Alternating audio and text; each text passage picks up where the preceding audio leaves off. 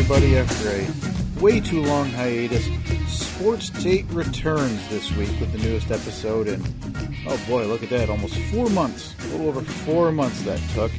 Welcome back. Thanks for tuning in to the surely long-awaited and highly anticipated return of Sports Tate. As everybody knows, sometimes life gets in the way, and very glad to be back here doing it this week, though there's been so much going on. And I do want to emphasize, though, that doing this podcast, I wanted it to be a little bit different. And it's hard to do that in a lot of instances. There's 1 million podcasts out there, sports-related, that are all pretty reactionary. And I don't like that. I don't want this to become the idea that a game happened last night or a big event happened yesterday or last weekend, and I need to jump on and record my thoughts on it. If you want that, there's about 1 million people who do that to varying degrees of quality. There's daily sports radio, there's daily podcasts for sports, there's television, there's all of those avenues that can give you that in a quicker time frame. I don't want to be talking about an Antonio Brown possible arrest or an Instagram video he posts and then release this episode a week later. The news cycle is just too fast. That's not what I want to do.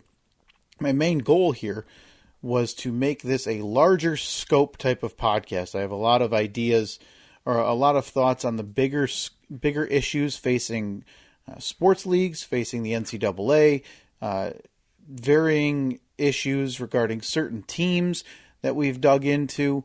I enjoy the idea and the business and the scope of the sport itself rather than just reactionary, I can't believe so-and-so scored 40 points. So that's the goal here, and that's what we're going to do with this reincarnated version of Sports Tate. I used to try to get to 2 big ideas or 2 thoughts that I would have in each episode. I might tone that down to 1. I want to be able to give all of my thoughts and not feel like I need to get to a second idea because I teased it at the start and then end up having to rush through it. I don't want to do that. It's going to be more of a long-form monologue here, which it always has been, but on one thought, and then we'll sprinkle in some thoughts on maybe some other stuff towards the end of each episode. So going forward, these should be every other week. There should be no reason that this is not released every other week on schedule there, just on your regular feed, that you get the Steve and Kyle podcast on. So be sure to spread the word. Sports Tate returns. Again, I hate that name. I blame Steve for every bit of it. And one day I will shed the wet blanket that is the name Sports Tate. But I wanted to get into something today that's been kind of weighing on me quite a bit recently, and it's regarding Major League Baseball.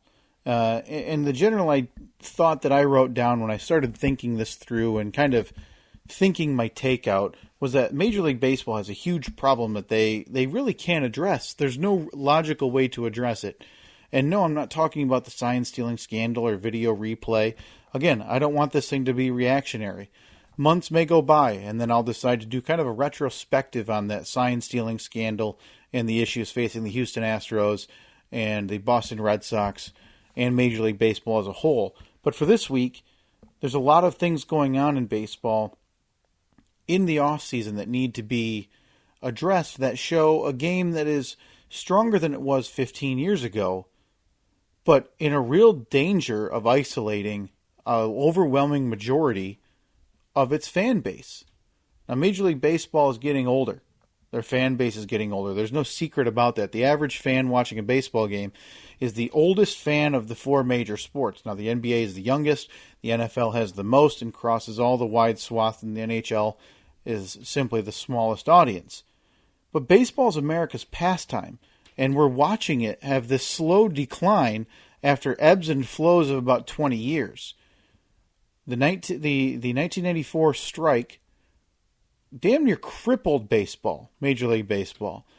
They ended up coming back, getting much stronger, obviously with the height of the Mark McGwire and Sammy Sosa home run race, followed by the Barry Bonds home run chase of Hank Aaron and the single-season record there. The steroid era. Honestly, the steroid era. Baseball has had ebbs and flows, and then you went into the dead ball era. And now the last year or two, you have pitchers and hitters alike saying something's different about the baseballs, as we're back to smacking some of the most home runs in Major League Baseball history, which is crazy to think about considering the steroid era, that these last few years have been the biggest home run years in baseball history. But then again, that is not the problem that I want to address today, that I want to talk about. The problem baseball has, and I would say it's similar, maybe more so than other sports, is there is a very, very big market gap. They have a lot of issues being able to draw and keep stars at about, I would say, 25 of the 30 Major League Baseball teams.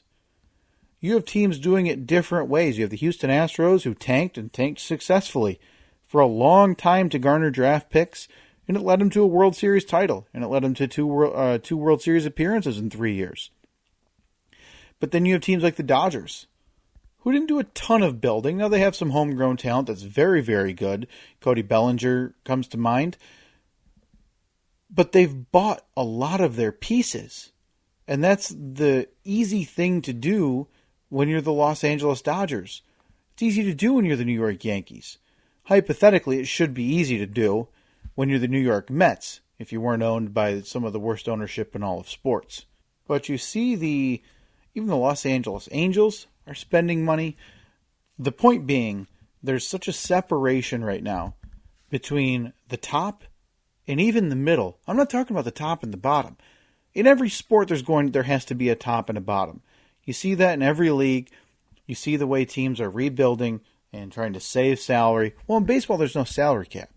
If you're at the bottom and you're consistently at the bottom, the fingers need to be pointed at you, because there's no rational way you can blame the rest of the league when you simply don't want to spend any money.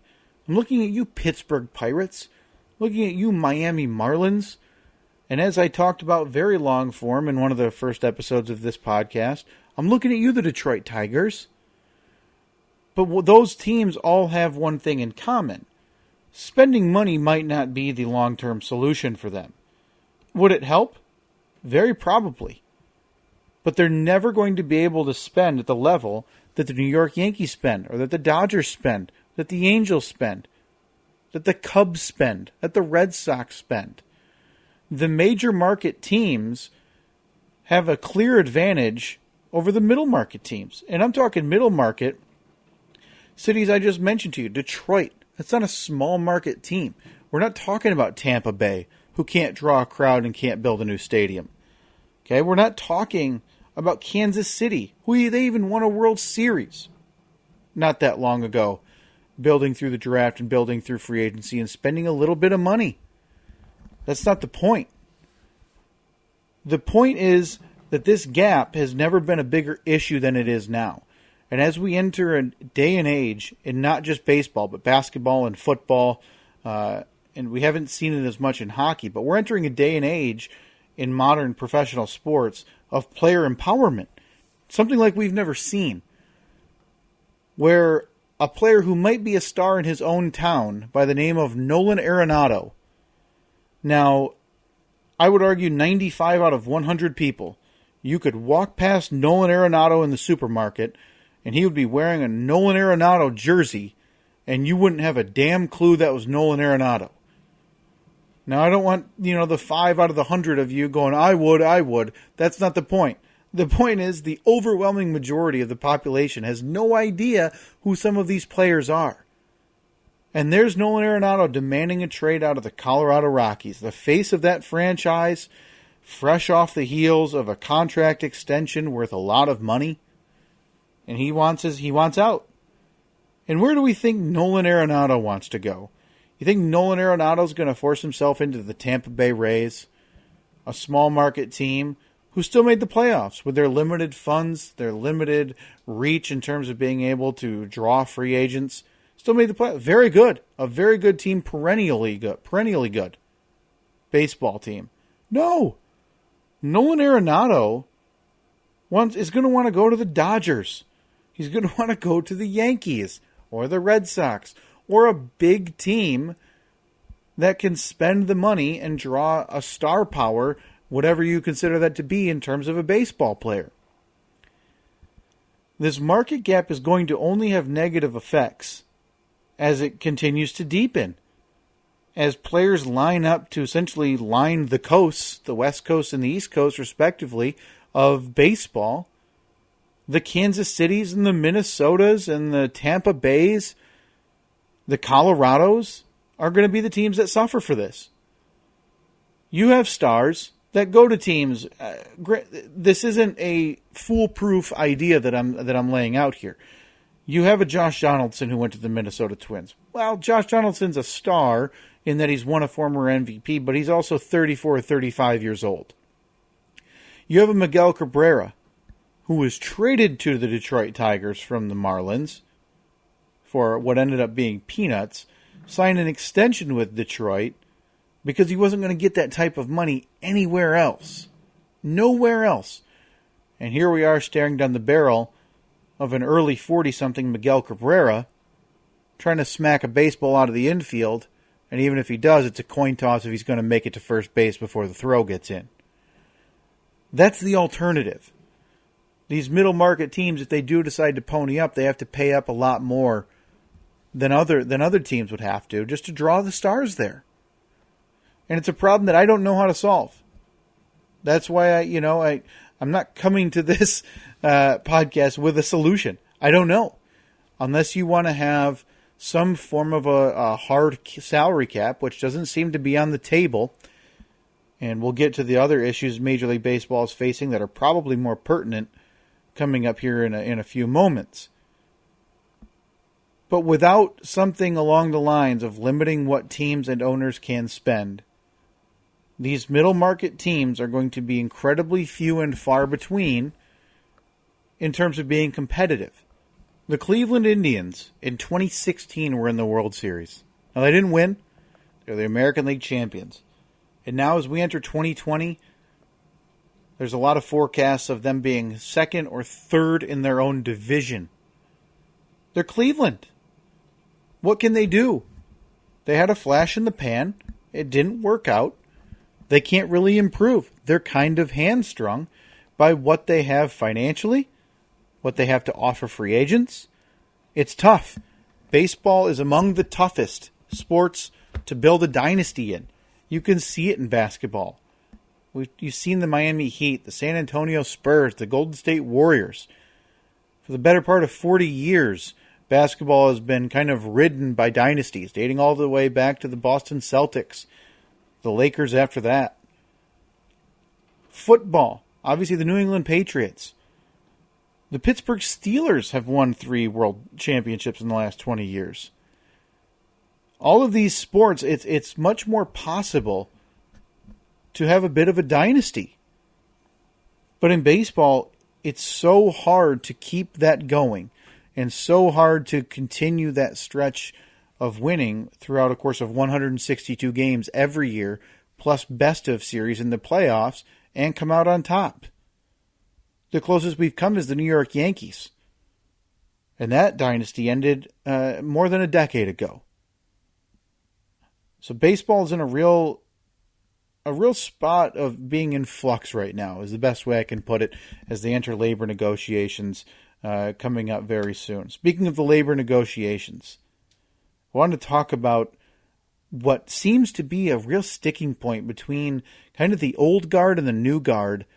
But really, when you look at it, to talk about splitting hairs would be doing a disservice to splitting hairs about what they're trying to do to solve this issue in Major League Baseball, that is the length of the games. Now, I mentioned the old guard. You have these older baseball fans who seem hell-bent that it does not matter how long a game is. It doesn't matter. 3 hours, 4 hours, 3.5 hours, it doesn't matter. You're there for the experience. Baseball's an experience, they say, and that nothing needs to change. Now, obviously, there's a lot of higher-ups, executives, and whatnot who seem to think, well, that's just not true.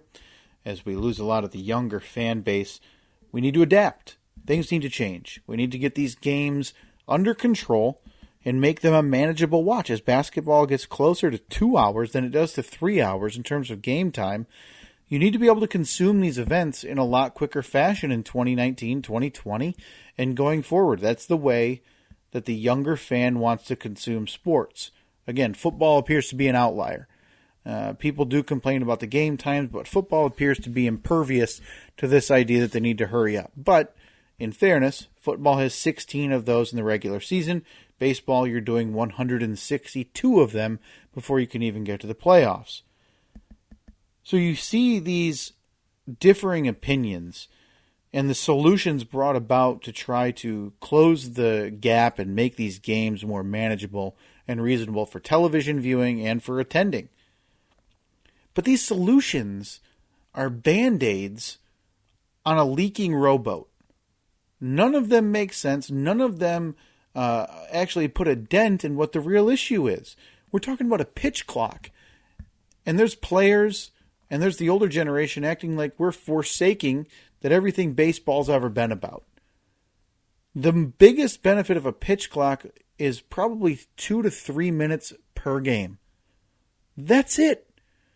Is that the difference that fans are looking for? Well, it was 3 hours and 5 minutes last year. 3 hours and 2 minutes sure felt really swift this year. No. There needs to be wholesale changes to keep those game times under 2 hours and 50 minutes. Really, you need to shave, 10% off of these game times. There's no question around it. It's not going to rebound at the pace these games move in an era in baseball where it's home runs and strikeouts and that's it. Nobody's bunting over to second or third base. Nobody's trying to, sacrifice fly. No, they're swinging for the fences. And it's horrible for TV viewing. You can go innings at a time without seeing a hit. Nobody wants to watch that. Nobody. So they're talking about a pitch clock. Okay, that's one of them. They're talking about making the batter stay in the batter's box and you can't readjust your gloves. That's great. That's fine. That's another, let's call it 2 minutes a game. We're up to 5 minutes a game just in terms of game time. That's not enough. That's not a needle mover. It's an issue that Major League Baseball and its owners are trying to dance around because they don't want to upset the union and the Players Association. Well, instead, all they've done is refuse to fix the problem. Now, I think this is going to become contentious when the negotiations continue here for the next labor agreement because the owners know that something needs to change as their pocketbooks become a little lighter based on slowing attendance, based on slowing and declining viewership on television and radio. They know something needs to change. And a bullpen cart isn't it. Players don't use it. Wasn't going to save that much time anyway. They need wholesale changes. Now, whether that's shortening innings, spotting a runner if it's a rout or a runaway game, whatever it may be, the games in baseball need to be shortened. I'm not the only one to say that, obviously. But there hasn't been anything out there that is actually making me go, oh, okay, that actually might solve a problem, or at least point us in the right direction of solving the problem.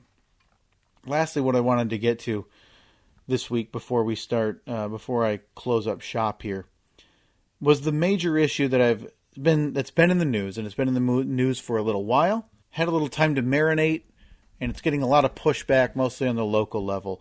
And that is Major League Baseball owners deciding one of the ways to fix those light pocketbooks that they're noticing by closing up shop 42 minor league baseball teams. Now, this is one of the silliest ideas I can imagine. There's no benefits. It's the first thing I wrote down. This all adds up to one thing. There's one reason and one reason only why minor league baseball should shutter 42 of its minor league affiliates that feed directly to the Major League Baseball, the big clubs. And it's simply to line the pocketbooks of owners. Minor League Baseball has been exposed in recent years for underpaying their minor league players, whether they're drafted or whether they're undrafted, whether they're brought over from, Cuba or the Dominican Republic or Venezuela. The living wage that they receive for playing minor league baseball is not sufficient. So you have 17-year-olds coming over playing baseball for 3 months for the equivalent of $8,000 to $10,000 and then having nothing to do and obviously not enough money to survive. There was the video of the Minnesota Twins pitcher last year in the playoffs, a playoff starting pitcher, being harassed by Yankees fans because he was a rideshare driver in spring training before he even received a spot on the Minnesota Twins roster. That's patently absurd. There's one reason only that minor league baseball would have to lose 42 teams in a quote-unquote realignment that's been discussed by the commissioner, Rob Manfred. And it's greed. That's it. It's plain and it's simple. It's an old adage. It's classic. And frankly, there's no other way to look at this. We're talking about billionaire owners who own teams that are profitable to varying degrees, obviously. But there's not a lot of baseball franchises losing money overall. It's hard to do. They simply want a higher margin on those checks at the end of the year. They don't want to have to pay to support facilities, to support staffing, to support the payrolls of typically 5 minor league franchises per major league franchise. You usually have a single A, high single A, a double A, a triple A, and then some type of short season baseball for younger rookies to go play in, and then they can take the winter off before beginning their professional career. The idea is that these owners can save themselves money. That's it. They don't want to have to pay to run these things. There's no good reason. Minor League Baseball as a whole in 2019 saw nearly a 3% attendance increase. 3%. They're not worrying about TV deals. They don't have to pay broadcasters for the most part. They have a play-by-play guy that'll usually play on the local airwaves so you can listen along as you'd like.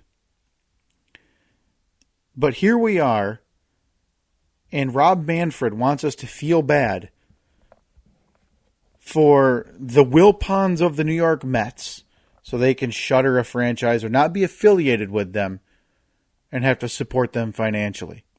Or the players.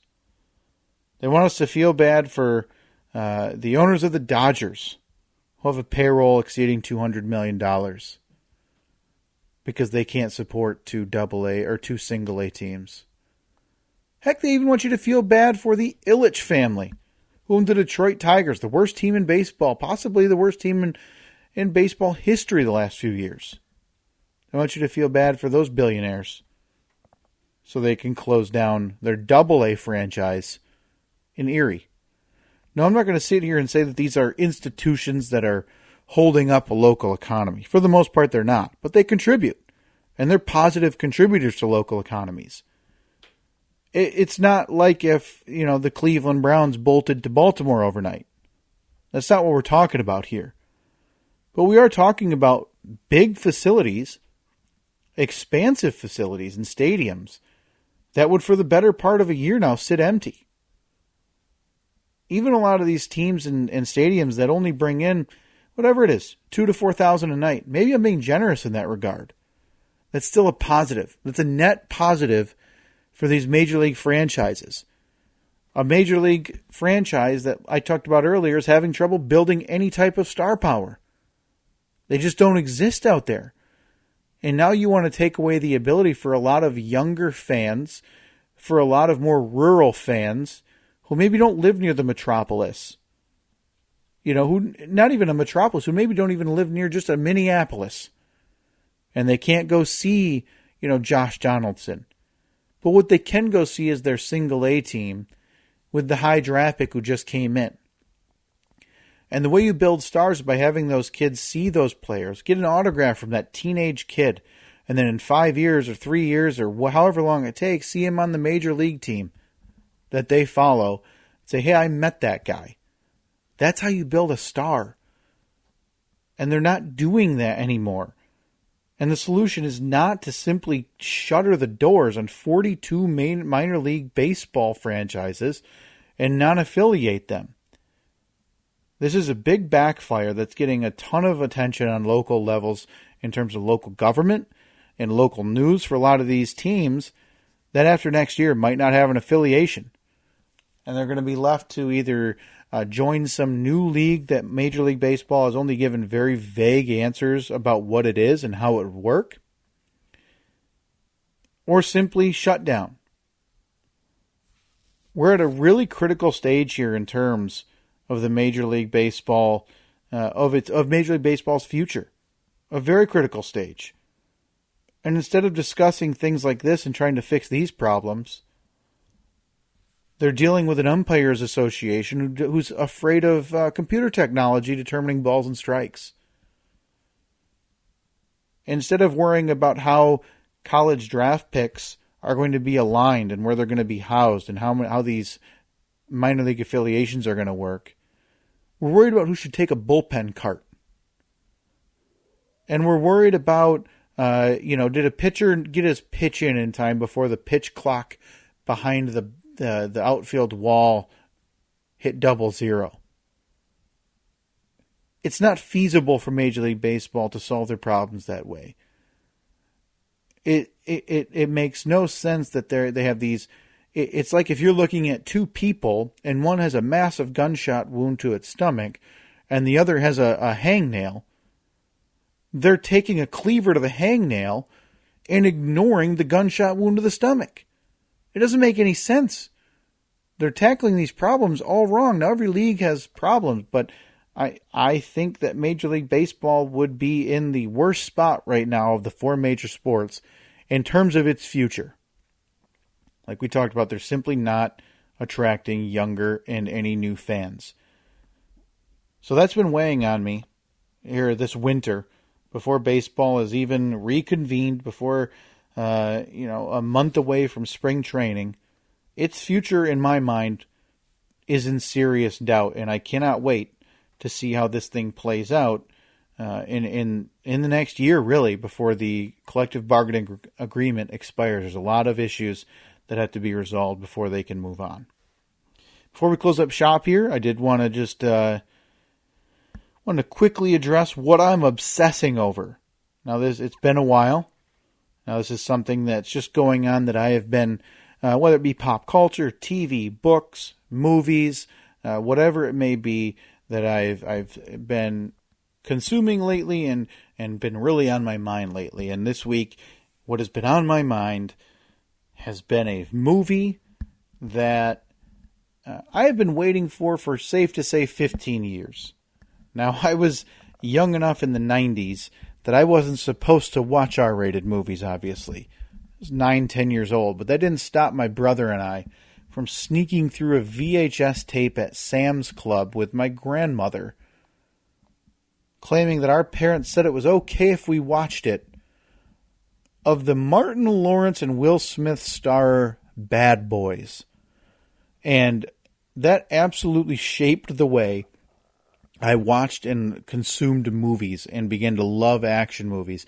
8 years later, Bad Boys 2 came out, which was like Bad Boys 1 on steroids, with a comic book villain instead of an actual human villain. Still, high points abound. I loved it for all of its critical thrashing it received in 2003. I absolutely adore Big Bad Boys 2 to this day. Watched it last week. Still holds up in all of its testosterone, steroid-ridden glory. It's still fantastic. Well, it took 17 years to get off the ground, but finally the third film in this series, Bad Boys for Life, came out, and boy, did it live up to expectations. My God, you don't expect much for a January action movie after a 17-year delay between films in the series. But this thing not only delivered, I would say it over-delivered. Brought back a lot of the original cast and sprinkled in a lot of the new a new cast, which I think was important. Now, being an old man, essentially, in this body, whenever I see something like that, whether it be a sequel or a threequel, and you see, part of a new crew joining in with the old guys, you kind of cringe, and then you end up seeing the movie, and you're like, well, I didn't really like them, or I didn't really want them there. They didn't really add anything to it for me. But in this case, that's not true. The new young cast, Alexander Ludwig, Vanessa Hudgens, just a fantastic addition to Bad Boys 3, really made it a little better and was able to play off of the old detective couple the buddy cops, if you will, and the new age type of police work using a lot of computers and technology. Really played off it beautifully. Bad Boys 3 more than lived up to my expectations. May very well be the best of the series of all three. I cannot wait for number 4. If you're an action movie aficionado, if you saw the first 2 movies and you're on the fence about seeing this, don't be. Get on the right side of the fence. Be sure, go see Bad Boys for Life in theaters as it racks up money on its way to, hopefully very soon, I get to see Bad Boys number 4, and I don't have to wait another 8 years or 17 years for the next one in that series.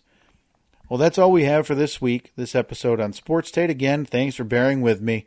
Thanks for waiting out the very, very long delay in between episodes. Glad to have everybody back. Lot to get to in coming episodes. I love having the interaction. Follow us on Twitter. Well, me specifically at KPAFF3587, at Stephen Kyle for the main podcast account. We're also on Facebook at Stephen Kyle and Instagram at Stephen Kyle. Call or text your hot takes and your comments to 424-30SK-POD. That's right, rate your take. We'll be back hopefully in the next episode, so start dropping those. We're starting the new year 2020 with a clean slate for Rate Your Take. So all the old ones, if I didn't get to them, I'm sorry. I wiped them off the board. We're moving on to new Rate Your Take. So drop those on Twitter, Facebook, Instagram at Stephen Kyle, or preferably a text or a voicemail to 424-30SK-POD. That's 424-30-75763, so I can rate your take in an upcoming episode. That's all we got this week. Thanks for tuning in. We'll talk to you next time.